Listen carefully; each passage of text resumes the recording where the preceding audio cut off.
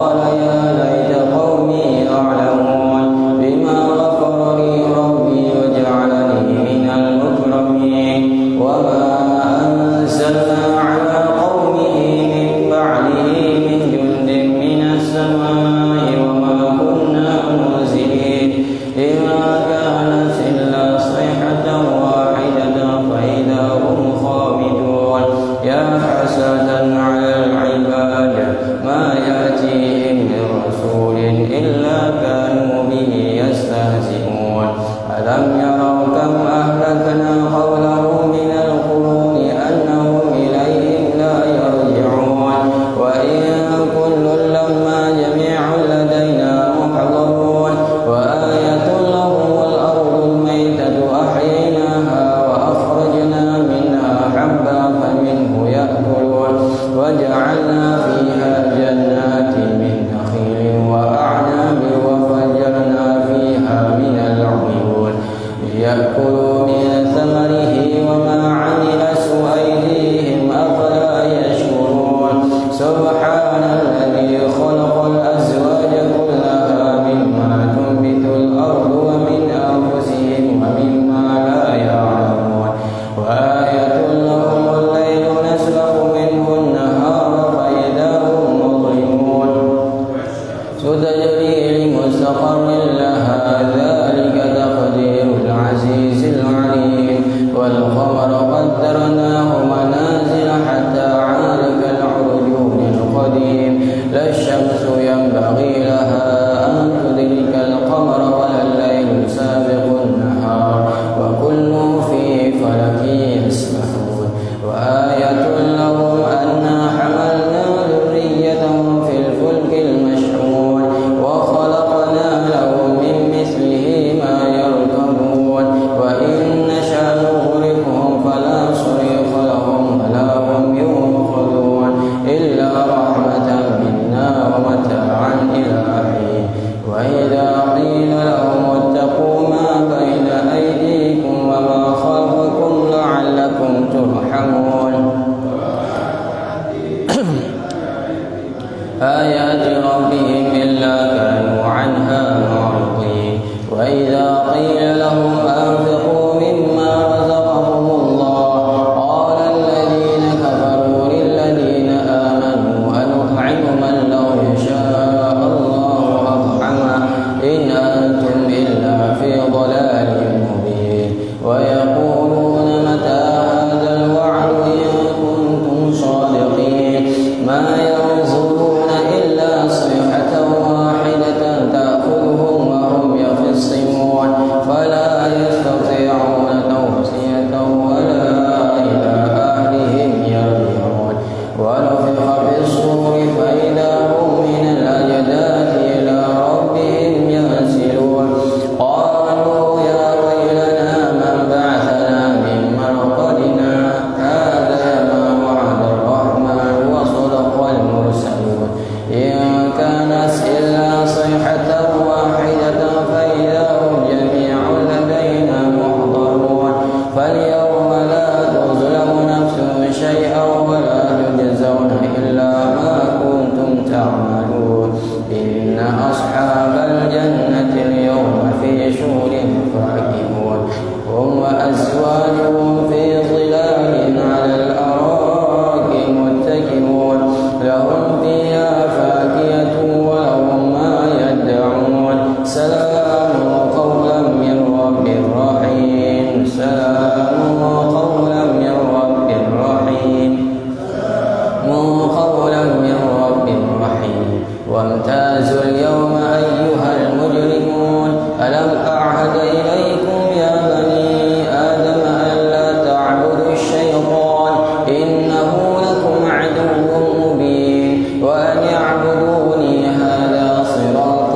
مستقيم ولقد أضل منكم جبلا كثيرا أفلم تكونوا تعقلون هذه جهنم التي كنتم توعدون اصلوها اليوم بما كنتم تكفرون اليوم نختم على أفواههم وتكلمنا أيديهم وتشهد أرجلهم بما كانوا يكسبون ولو نشاء لطمسنا على أعينهم فاستبقوا الصراط فأنى يبصرون ولو نشاء لمسخناهم على مكانتهم فما استطاعوا مضيا ولا يرجعون ومن نعمره ننكسه في الخلق أفلا يعقلون وما علمناه الشعر وما ينبغي له إن هو إلا ذكر وقرآن مبين لينذر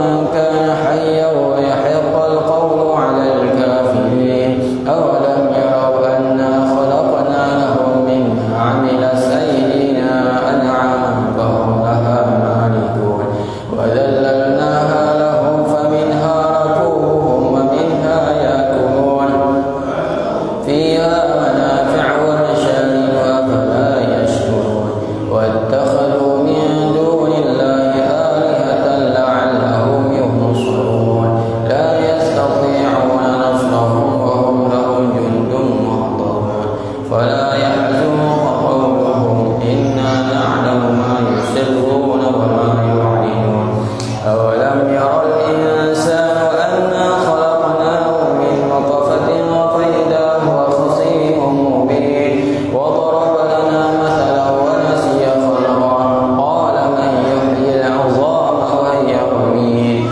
قل يحييها الذي أنشأها أول مرة وهو بكل خلق عليم الذي جعلكم من الشجر الأخضر نارا فإذا أنتم منه توقدون أوليس الذي خلق السماوات والأرض بقادر على أن يخلق مثلهم بلى وهو الخلاق العليم إنما أمره إذا أراد شيئا أن يقول له كن فيكون فسبحان الذي بيده ملكوت كل شيء وإليه ترجعون صدق الله العظيم وصدق رسول الكريم نحن ذلك من الشهيد والشاكرين اللهم إنا نسألك ونستغفرك دياننا وأولادنا وحسن أموالنا وأهلنا وكل شيء أعطيتنا اللهم اجعلنا وليا وفي كنفك وأمانك وعيادك وجوارك من كل شيطان مريد وجبار عنيد وذي عنيد وذي بغي من شر ذي كل ذي شر إنك على كل شيء قدير اللهم جملنا بالعافية والسلامة وحققنا بالتقوى والاستقامة وأعنا من موجبة ندامة في الحال والمال إنك سميع الدعاء وصل اللهم بجلالك وبنعمتنا محمد وعلى آله وصحبه أجمعين وارزقنا تبع المتابعة له ظاهرا يا رب يا أرحم الراحمين بفضل سبحان ربك رب العزة عما يصفون وسلام والحمد لله رب العالمين.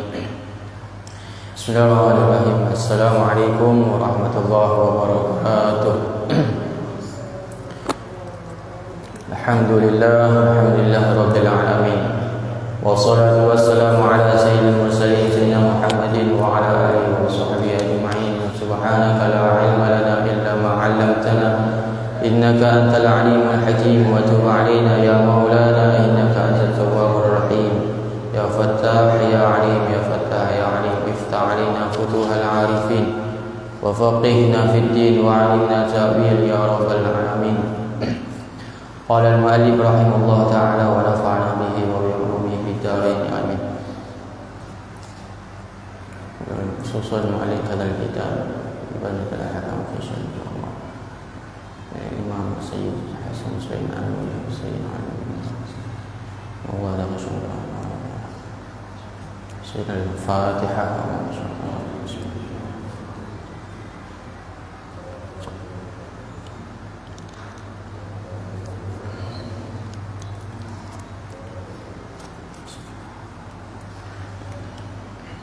Bismillahirrahmanirrahim. Alhamdulillah, segala puji bagi Allah Subhanahu wa taala.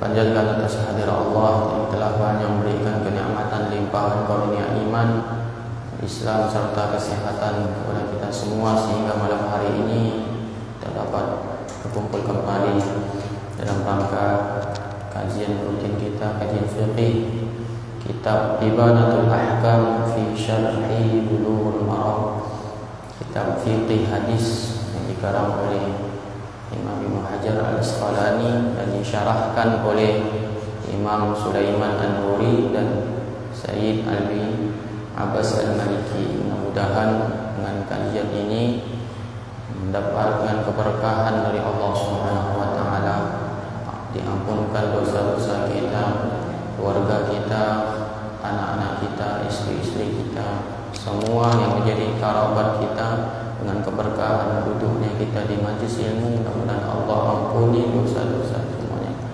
Mudah-mudahan dengan keberkahan majlis ilmu Allah jadikan anak keturunan kita menjadi anak-anak yang soleh dan solehah, yang alim dan alimah, yang mengamalkan ilmu dan menjadikan daripada anak yang dibanggakan oleh Rasulullah SAW. Amin Rabbal Alamin.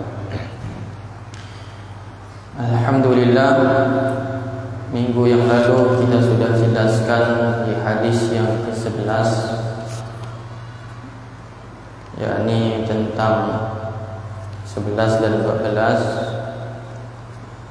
Yang hadis 11 kita sudah jelaskan bangkai ataupun sesuatu yang sudah mutlak diharamkan oleh Allah Subhanahu wa taala, dan ada pengecualian dari bangkai yang boleh kita konsumsi, boleh kita makan, yakni bangkai belalang dan bangkai daripada ikan. Kemudian dari segumpal darah yang dihalalkan oleh Allah untuk kita makan adalah kabid wa tihal, yakni hati dan limpah. Itu yang sudah dijelaskan kemarin, yang dihalalkan oleh Allah Subhanahu wa taala untuk kita makan. Kemudian lanjut ke pembahasan yang ke-12, sudah dijelaskan juga bagaimana yang seekor lalat ketika jatuh di wadah minuman kita, di cawan ataupun gelas minuman kita, ketika seekor lalat jatuh ke gelas minuman kita, maka status daripada air yang kejatuhan daripada lalat tersebut hukumnya suci, tetap boleh diminum. Kemudian ketika jatuh seekor lalat tadi, kita diperintahkan oleh Rasulullah SAW untuk jangan langsung dibuang, tetapi langsung dicelupkan, ditenggelamkan lalatnya. Karena kata beliau, di sebelah kiri daripada sayap lalat tadi mengandung daripada racun ataupun penyakit, dan sebelah kanan daripada sayap lalat tadi mengandung daripada obat ataupun penawar daripada racun yang dibawa oleh seekor lalat tadi. Itu perintah dari Rasulullah SAW, yang itu menjadi manfaat besar untuk kita dan terapi kesehatan untuk kita ketika kita menemukan kondisi seperti itu, ketika minuman kita kejatuhan daripada lalat. Kemudian masuk lagi di penjelasan yang berikut ini di hadis yang ke-13, dan ini bab yang terakhir daripada permasalahan tentang taharah, tentang bersuci dan sesuatu yang berkaitan dengan suci ataupun yang lainnya. Ini yang hadis yang terakhir daripada bab taharah. An Abi Waqid Al-Laythi radhiyallahu anhu qala qala Rasulullah sallallahu alaihi wasallam ma quti'a minal bahima wa hiya hayyatun fa huwa mayyit. Akhrajahu Abu Dawud wa Tirmidzi wa hasanahu wal lafdhu lahu. Dari Abi Waqid Al-Laythi radhiyallahu anhu, semoga Allah meridhai beliau berkata bahwasanya Rasulullah sallallahu alaihi wasallam bersabda, ma quti'a minal bahima wa hiya hayya fa huwa mayyit. Yang artinya kata beliau, sesuatu yang dipotong ataupun terlepas, terpisah daripada seekor hewan ataupun binatang, wahia hayya, dan kemudian binatang tadi itu kondisinya masih hidup, artinya binatang tadi hidup-hidup dipotong kakinya lah ataupun dipotong ekornya lah dan lain sebagainya, ketika hidup-hidup dipotong daripada bagian daripada anggota binatang tadi, fahuwa mayyit, maka yang dipotong daripada anggota badan tadi menjadi bangkai, ya. Artinya tidak suci dimakan, tidak suci untuk dimanfaatkan dan lain sebagainya. Penjelasan yang mendetail daripada hadis ini, yakni qadamar Rasul sallallahu alaihi wasallam, qadimar Rasul sallallahu alaihi wasallam ila Madinah, yakni ketika Rasulullah sallallahu alaihi wasallam datang di kota Madinah, wa biha unasun ya'miduna ila ilyatil ghanam. Ketika beliau Rasulullah SAW datang ke kota Madinah, pada saat itu orang-orang Madinah, masyarakat Madinah, ya'miduna ila ilyasil ghanam. Kebiasaan daripada orang-orang Madinah tadi ini, itu dia kebiasaannya memotong daripada bagian tubuh binatang, yakni domba, kambing, dipotong daripada ekornya, diambil ekornya, wasta'minatil ibil, kemudian juga ekor daripada seekor unta, yantafi'u biduhniha, dia mengambil daripada sesuatu daripada bagian tubuh hewan kambing ataupun unta tadi, itu untuk dimanfaatkan, diambil daripada minyaknya untuk dibuat minyak. Pada saat itu memang berlaku seperti itu. Ketika orang mau menghidupkan, mau cari penerangan, maka dimanfaatkanlah ekor-ekor daripada kambing dan unta itu untuk jadi minyak, bahan bakar minyak, supaya bisa menerangi daripada kegelapan. Itu kebiasaan orang-orang Madinah dulunya. Dan juga lil akli, kemudian mereka juga memanfaatkannya untuk makan, ya, untuk dimakan. Wasyuhumiha lil istidha'ah fa akhbarahum sallallahu alaihi wasallam. Maka ketika itu, ketika Rasulullah sallallahu alaihi wasallam melihat kelakuan kebiasaan orang-orang Madinah tersebut, maka Rasulullah sallallahu alaihi wasallam memberitahukan kepada mereka bi an ma quti'a minal hayawan al hayya hukmuhu hukmul maitah.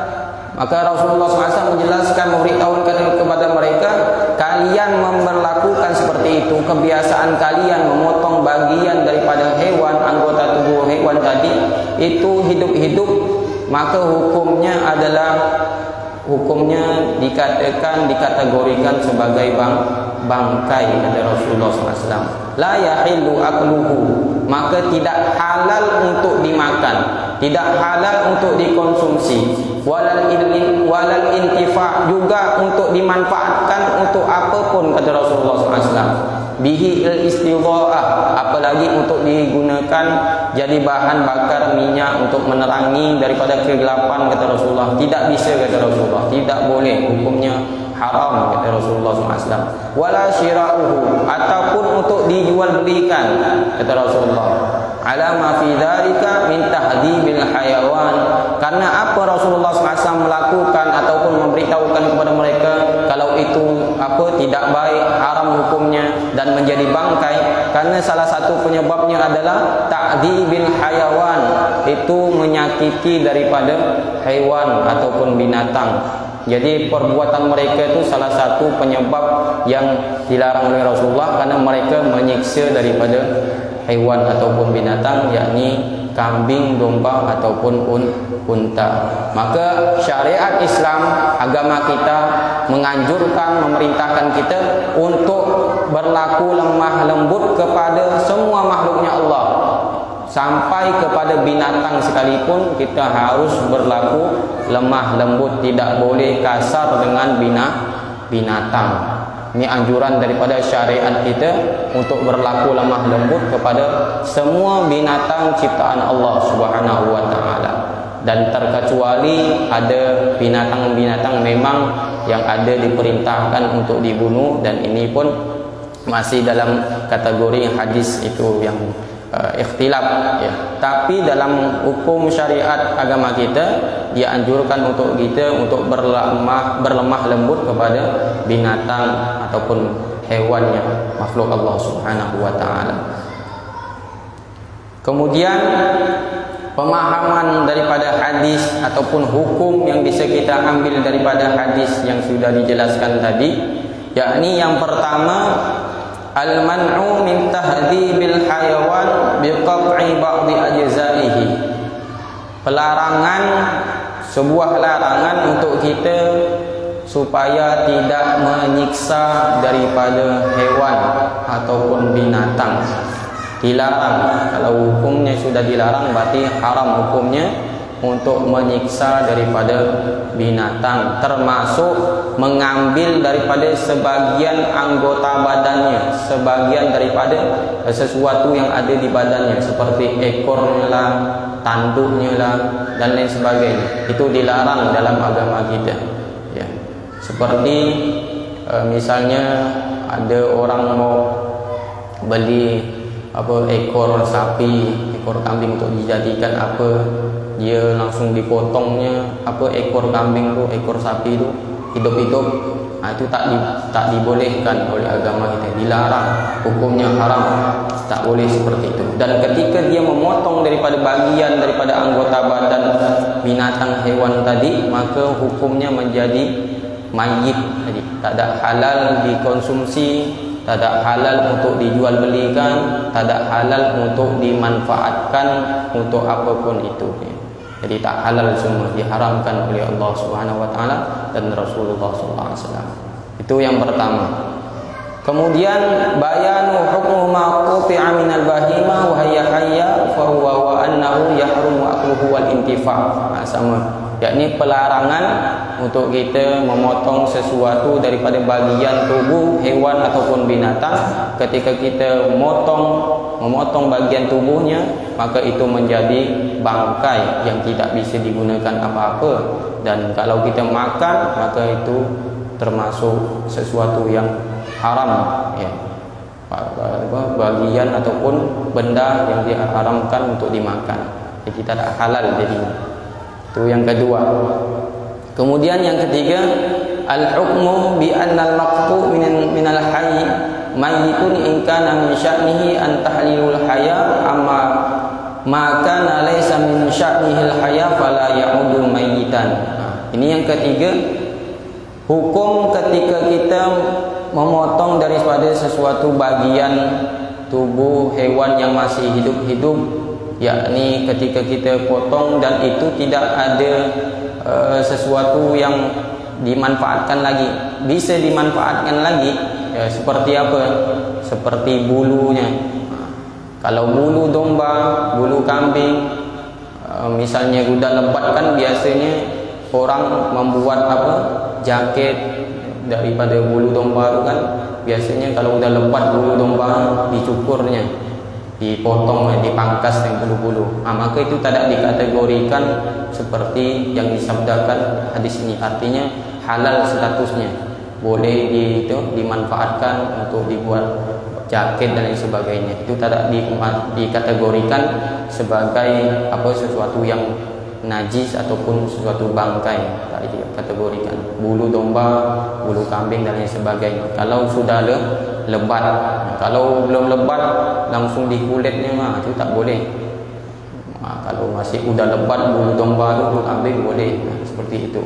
Jadi inilah yang dijelaskan daripada hadis ini untuk kita semua, bahwasanya sesuatu yang dilarang oleh Rasulullah SAW dan Allah Subhanahu wa taala, yakni untuk memotong bagian daripada anggota tubuh hewan binatang, itu dilarang oleh agama, hukumnya jadi bangkai ketika kita memotong sesuatu daripada bagian tubuhnya. Dan termasuk, yakni salah satu yang sudah dijelaskan kemarin bahwasanya apa yang terlepas ataupun terpotong, terpisah daripada bagian tubuh binatang dengan sendirinya ataupun dengan dengan tangan kita sendiri yang melakukannya, maka itu juga bisa dikategorikan sesuatu yang najis dan bangkai. Seperti yang sudah dijelaskan kemarin, bulu kucing. Ini kan bulu kucing ini, untuk status kucingnya kita sudah jelaskan kemarin bahwasanya status kucing itu suci suci, tak ada najis, bukan binatang yang najis.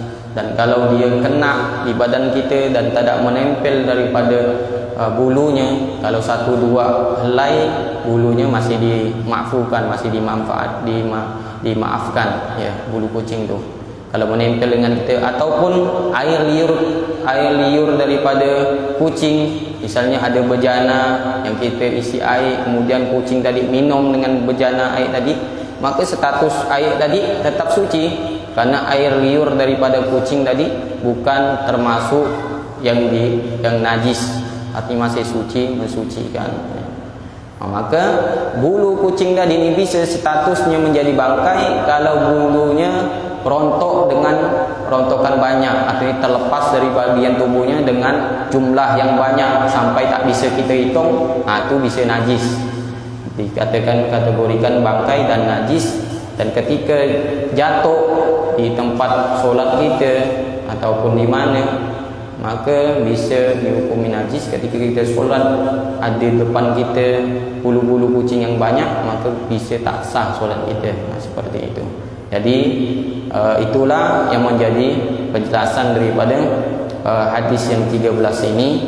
Mudah-mudahan bisa dipahami dan mudah-mudahan bisa diamalkan manakala ketika kita menemukan kondisi yang sudah dijelaskan di hadis yang 13 ini.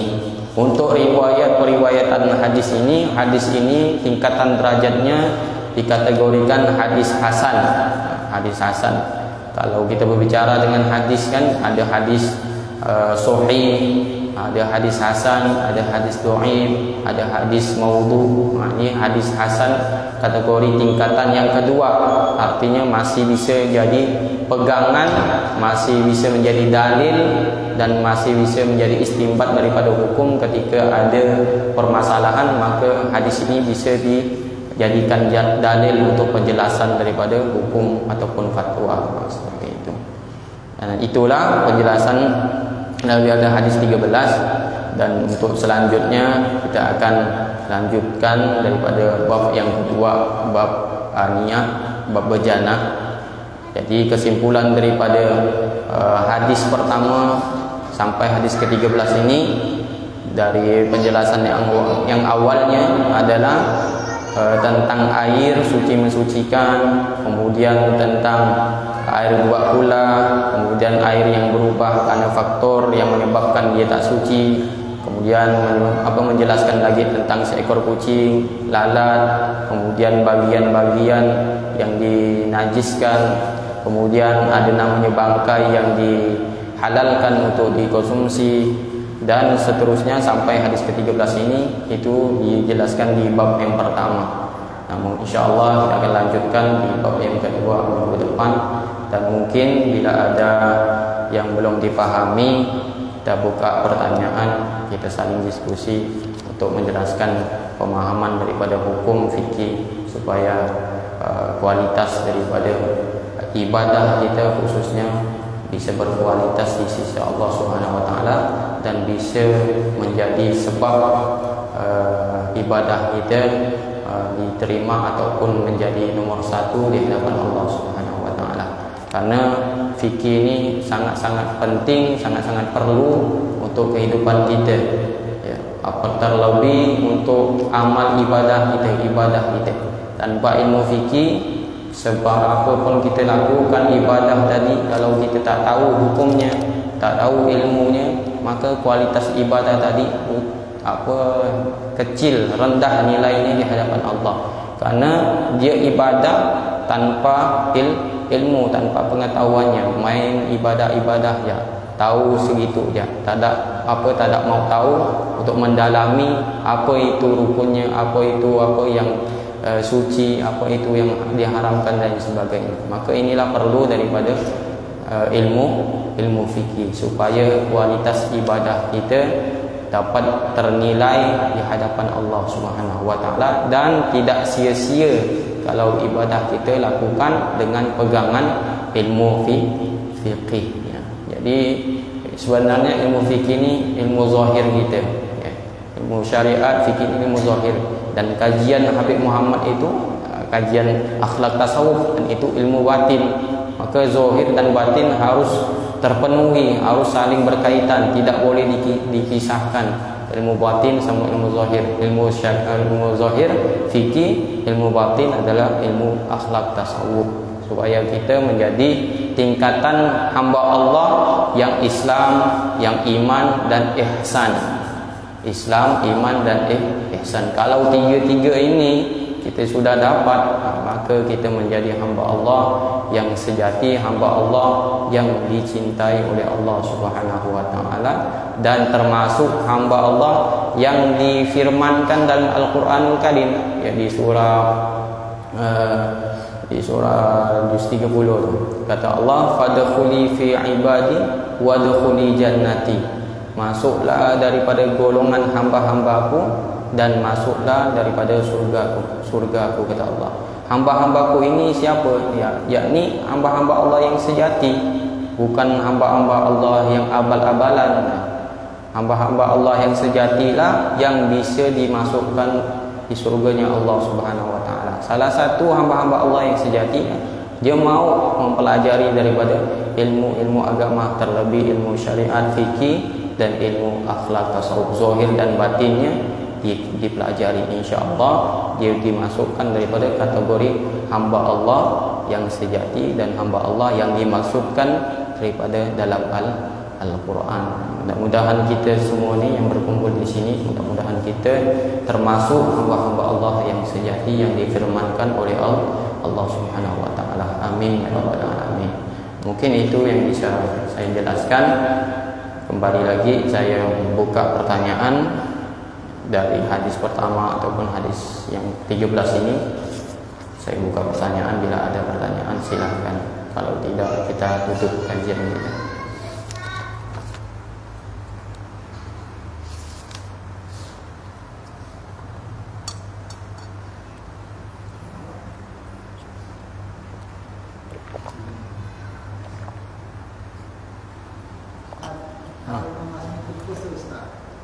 Apa? Cara?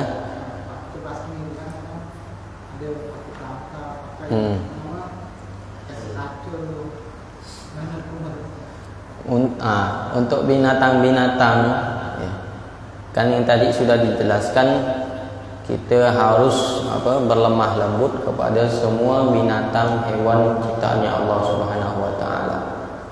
Dan saya sudah jelaskan tadi, terkecuali hewan-hewan yang memang boleh untuk kita bunuh, boleh kita basmi. Salah satu tadi tikus. Kenapa tikus boleh kita bunuh, boleh kita basmi? Karena dia merusak, membuat kita mudarat, merusak barang-barang kita, membuat rumah kita kotor, membuat rumah kita bau. Dan bahkan ada satu penjelasan, ini bukan hadis tapi penjelasan daripada para ulama, bahwasanya kalau rumah yang banyak tikusnya itu salah satu rumah yang tidak sering dikunjungi oleh malaikat. Artinya malaikat tidak suka untuk masuk di rumah yang banyak tikus. Itu kenapa?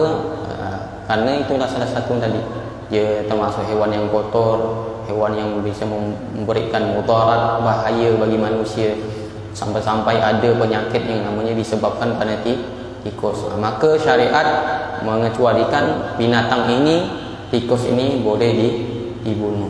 Jadi kalau kita bunuh, hukumnya tidak berdosa. Seperti ini. Jadi setelah mau bunuh pakai apa, mau pakai perangkap ke, mau pakai racun ke, tapi jangan sampai dibakar. Kalau udah dapat langsung selamkan ke di air, tapi jangan dibakar. Kalau dibakar itu ada hadisnya lagi, kata Rasulullah SAW, jangan kalian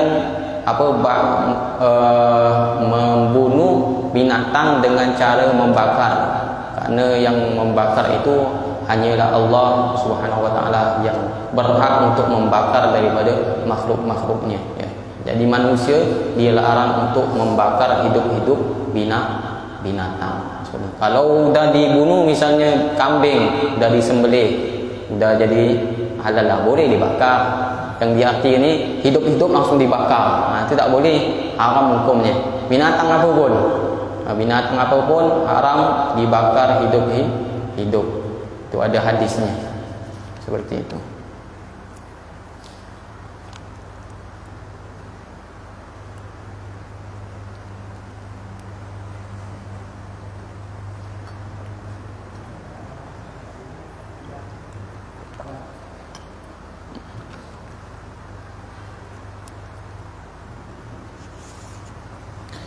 Untuk yang kemarin, pertanyaan kemarin dari Bang Ardiansyah, itu bangkai selain belalang seperti apa, lebah, seperti belatung dan sebagainya, maka saya sudah bertanya apa yang tidak ada dalam hadis, ya, yang disebutkan Nabi cuman belalang dan ikan. Walhasil selainnya itu tidak dikategorikan halal untuk dimakan, walaupun jadi bangkai, walaupun sudah mati. Jadi misalnya apa, belatung ataupun lebah, kalau sudah jadi bangkai mati tak boleh dimakan, ya. Karena tidak ada hadisnya apa menunjukkan itu boleh dimakan ataupun halal untuk dimakan. Jadi itu hukumnya haram, tak boleh dikonsumsi selain belalang.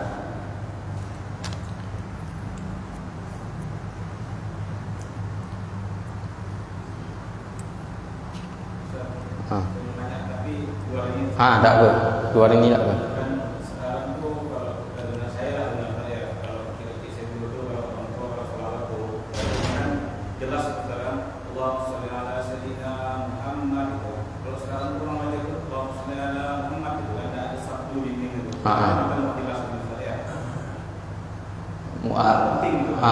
Artinya dia huruf-hurufnya dia tak jelas ya.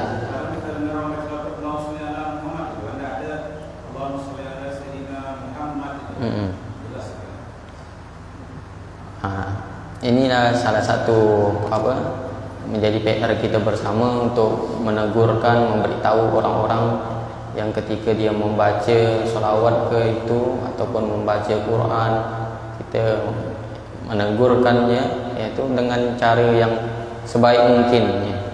Karena sesuatu yang salah tetap harus kita benarkan, kita betulkan, tak boleh kita diam-diamkan, karena bahaya. Kalau udah salah kita biarkan, bahaya, apalagi dibenarkan daripada kesalahannya. Meskipun itu siapapun itu, ya. Kalau salah kita harus benarkan. Untuk kejelasan huruf-huruf daripada huruf-huruf Arab ni, terlebih daripada ayat huruf-huruf Quran, itu harus jelas, harus benar dalam pengucapannya. Karena kalau kita beda ataupun salah dalam pengucapan hurufnya, itu bisa merubah daripada arti daripada kalimat tadi. Misalnya Sayyidina Muhammad tak ada tasydidnya, Muhammad, itu bisa juga merubah daripada artinya, walaupun hampir sama artinya terpuji. Hamidah yahmadu hamdan, terpuji. Tapi untuk permasalahan kalau dia salahnya sikit, tak sampai merubah daripada makna, maka masih ditoleransi, masih dimaafkan. Kalau sampai tak merubah makna tadi, macam Muhammad, kalau tak ada tasydid masih ditoleransi, masih dimaafkan, karena belum sampai merubah makna, belum sampai merubah makna.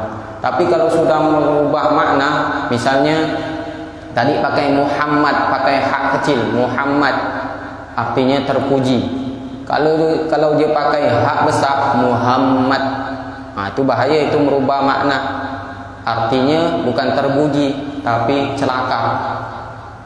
Hati-hati kalau kita pakai hak besar, Muhammad, itu bukan arti terpuji tapi celaka, hina lah. Jadi Allahumma sholli ala sayyidina Muhammad, ya Allah, ya Tuhanku, berkahi daripada junjungan kami yang hina. Salah, dosa dia. Inilah perlu kita memahamkan untuk orang-orang yang salah daripada penyebutannya. Dan intinya ketika dia salah, maka harus belajar untuk membenarkan daripada bacaannya. Dan kita pun sebagai orang yang tahu, kita harus wajib memberitahukannya. Jangan sampai kita diam-diam. Siapapun itu, meskipun kita dicemoohkan, dikucilkan, direndahkan, meskipun itu siapapun itu, kita harus wajib memberitahu. Tapi dengan arti, dengan berlemah lembut, dengan sesopan mungkin kita memberitahukannya. Tapi jelas arti sekali lagi, kalau sampai merubah makna daripada kalimat yang disebutkannya, yang diucapkannya, maka itu dosa. Tapi kalau dia tak sampai merubah makna ketika dia bersolawat ataupun mengucapkan sesuatu daripada ayat huruf Al-Quran, maka tidak apa-apa, masih ditoleransi. Misalnya salah harokat, itu masih ditoleransi. Misalnya Muhammadah dibaca Muhammadi, itu masih ditoleransi. Tapi kalau sudah sampai hurufnya salah disebutkannya, nah itu bisa merubah makna dan hukumnya berdosa dia. Nah, seperti itu. Kalau tidak ada lagi, kita tutup kajian kita. Mudah-mudahan Allah Subhanahu wa taala berikan keistiqamahan kita untuk duduk di majlis ilmu. Mudah-mudahan kita bisa juga duduk bersama Rasulullah SAW di surga Allah Subhanahu wa taala. Amin ya rabbal alamin.